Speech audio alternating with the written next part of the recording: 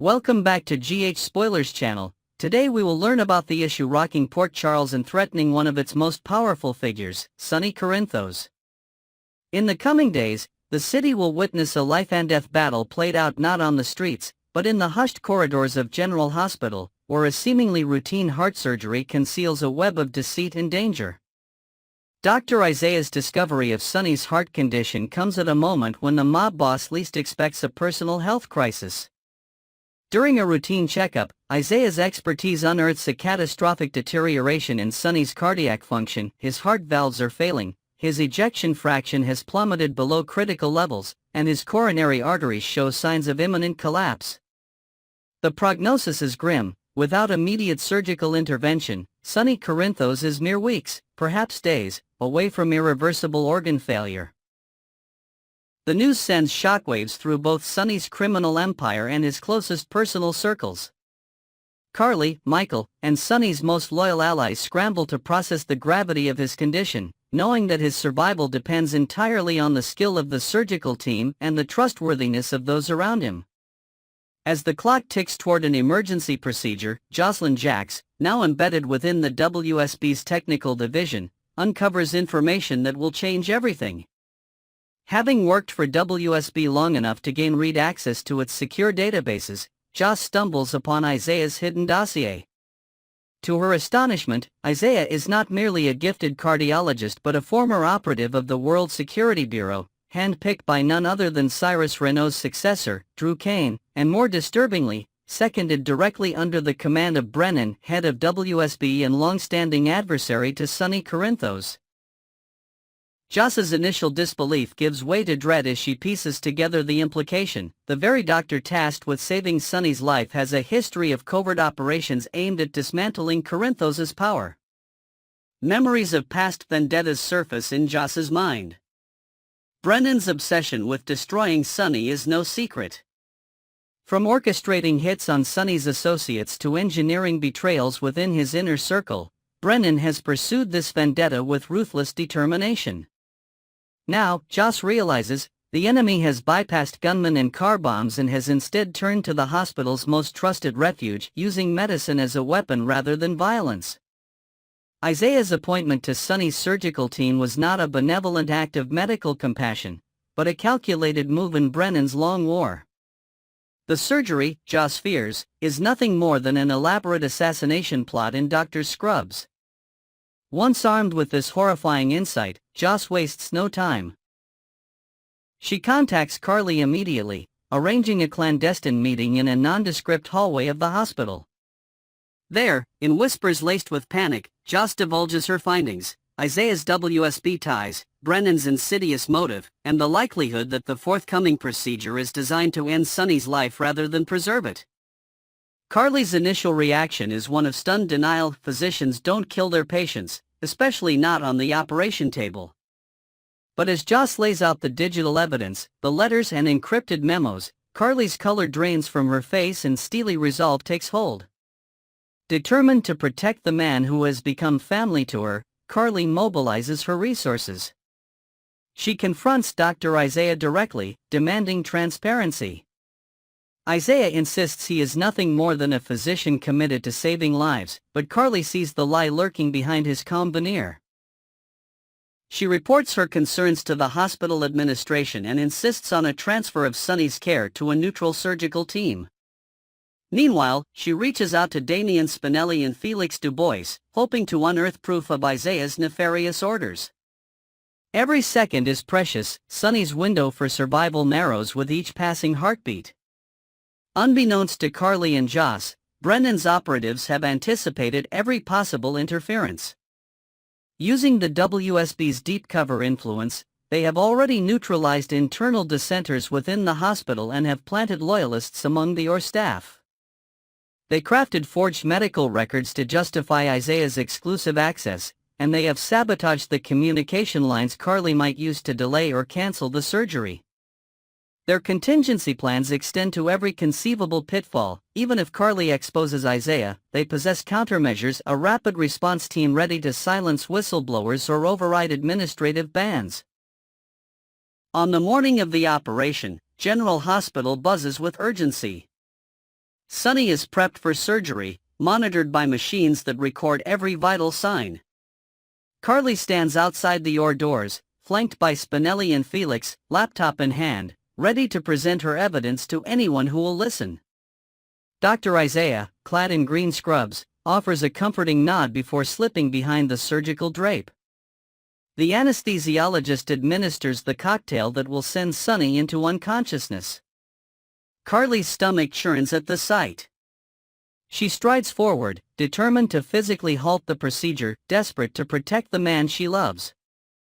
But the conspirators are ahead of her. Hospital security, under discreet orders from WSB-linked board members, bars Carly from entering the OR suite. Felix's calls to the chief of surgery go unanswered, overridden by automated directives seated by Brennan's influence. Spinelli's frantic searches for internal memos turn up nothing.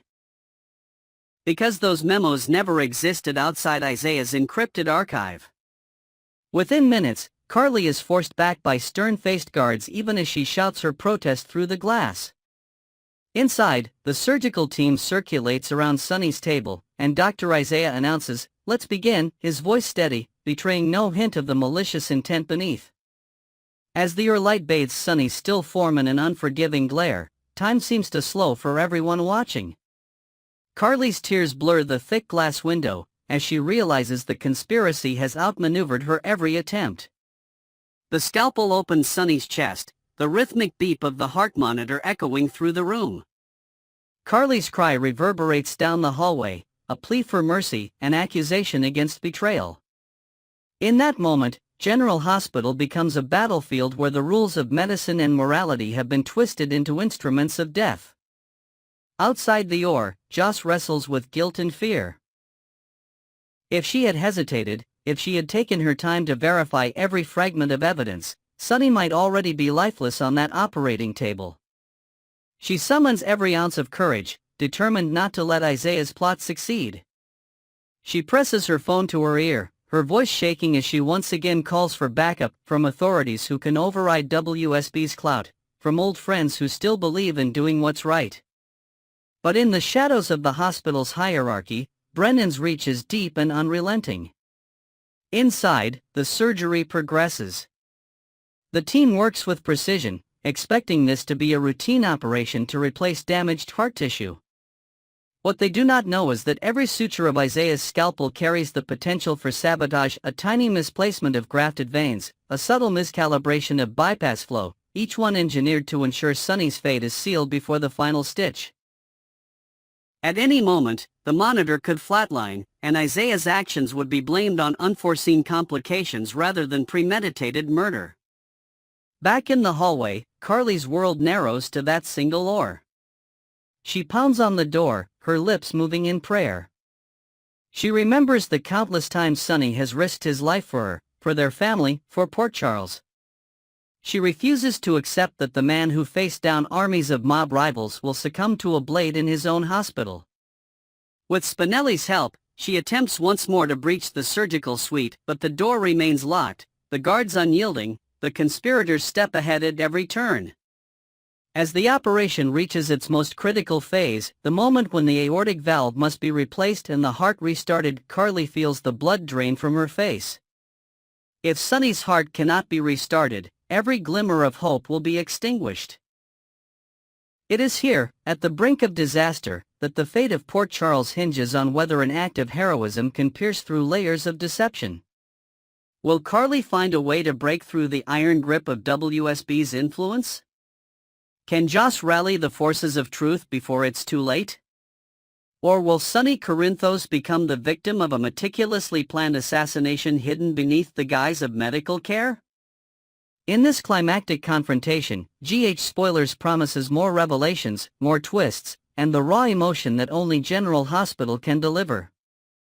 Don't miss a moment as we follow Carly's fight against overwhelming odds, Joss's desperate race to expose the conspiracy, and Sonny's struggle to survive the most dangerous operation of his life, an operation where the real threat lies not in disease, but in betrayal from within. Stay tuned, because in Port Charles, no secret stays buried for long, and the next heartbeat could be the one that changes everything.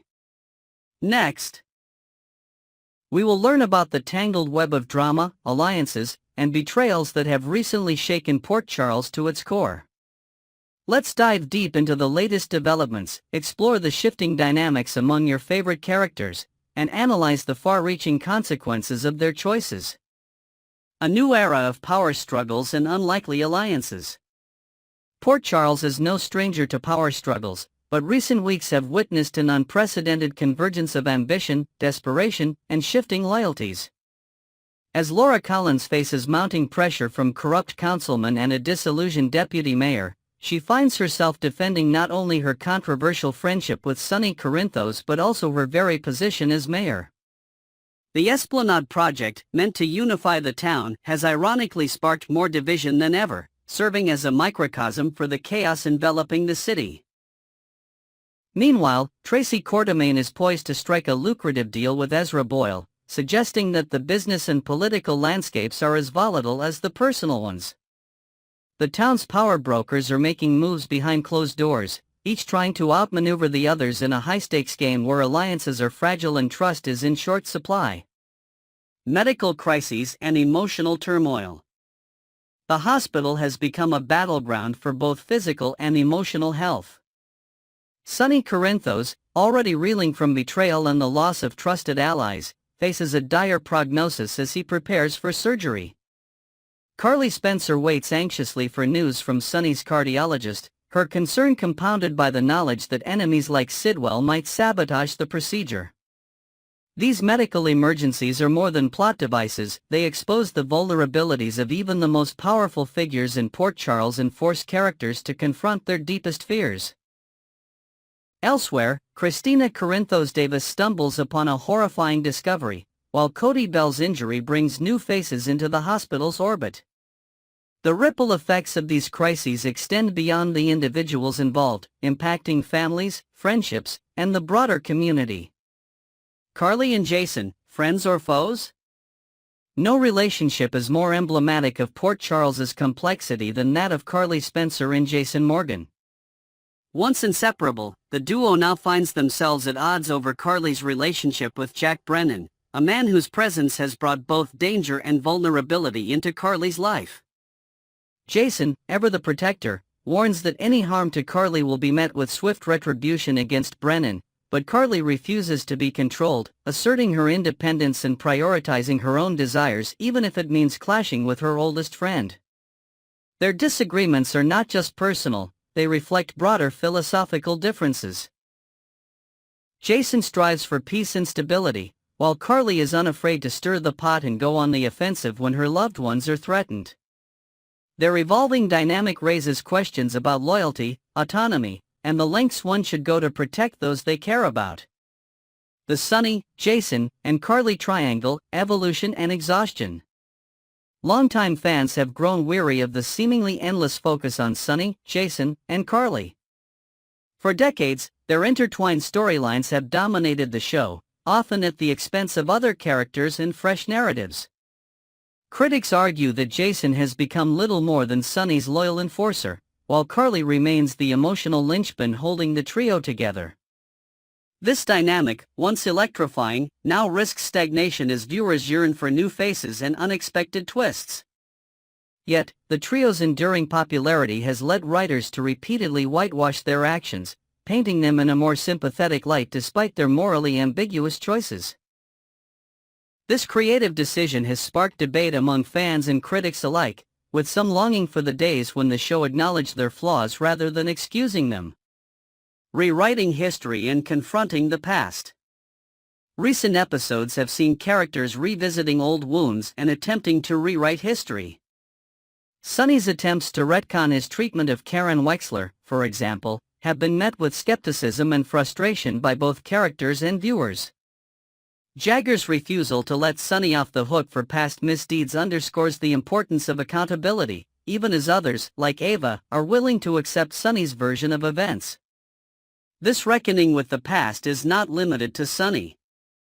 Carly's tumultuous history with Sonny and Jason continues to influence her present choices, from her fraught relationship with Jack Brennan to her ongoing efforts to protect her family at all costs.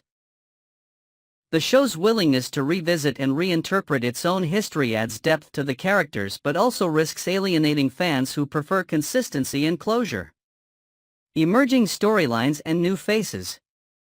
While the Sonny Jason Carly axis remains central, new storylines are beginning to emerge. Drew Kane's reaction to Willow Corinthos' trip to Germany, for example, hints at fresh conflicts and evolving relationships. Portia Robinson's predictions about Nina Reeves' machinations suggest that the battle for control and influence is far from over. Meanwhile, supporting characters like Brooklyn, Tracy, Maxie, and Spinelli are stepping into the spotlight, providing much-needed variety and injecting new energy into the show's narrative tapestry. These subplots, while sometimes overshadowed by the main trio, offer glimpses of the rich storytelling potential that lies beyond the familiar faces. Analysis: the state of Port Charles and the path forward. Port Charles is at a crossroads. The city's power structures are in flux, its most iconic relationships are being tested, and new threats loom on the horizon. The show's writers face the challenge of balancing nostalgia with innovation, honoring the legacy of beloved characters while making space for new voices and stories. The ongoing tension between protecting the status quo and embracing change is reflected in every storyline, from the mayor's office to the hospital corridors. As Sonny, Jason, and Carly grapple with their own demons and the consequences of their actions, the future of Port Charles hangs in the balance.